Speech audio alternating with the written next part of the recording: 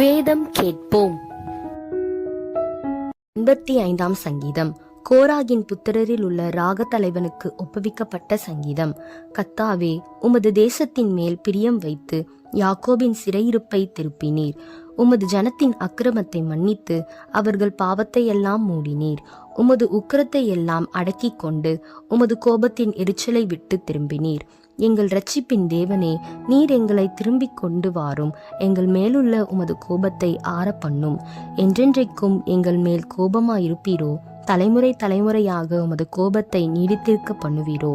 உமது ஜனங்கள் உம்மில் மகிழ்ந்திருக்கும்படி நீர் எங்களை திரும்ப உயிர்ப்பிக்க மாட்டீரோ? கர்த்தாவே, உமது கிருபையை எங்களுக்கு காண்பித்து உமது இரட்சிப்பை எங்களுக்கு அருளி செய்யும். கர்த்தராகிய தேவன் விளம்புவதை கேட்பேன். அவர் தம்முடைய ஜனங்களுக்கும் தம்முடைய பரிசுத்தவான்களுக்கும் சமாதானம் கூறுவார்.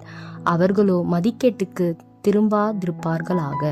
நம்முடைய தேசத்தில் மகிமை வாசமாயிருக்கும்படி அவருடைய இரட்சிப்பு அவருக்கு பயந்தவர்களுக்கு சமீபமாயிருக்கிறது. கிருபையும் சத்தியமும் ஒன்றை ஒன்று சந்திக்கும். நீதியும் சமாதானமும் ஒன்றை ஒன்று முத்தஞ்செய்யும். சத்தியம் பூமியிலிருந்து முளைக்கும், நீதி வானத்திலிருந்து தாழ பார்க்கும். கர்த்தர் நன்மையானதை தருவார், நம்முடைய தேசமும் தன் பலனை கொடுக்கும். நீதி அவருக்கு முன்னாக சென்று அவருடைய அடிச்சுவடுகளின் வழியிலே நம்மை நிறுத்தும்.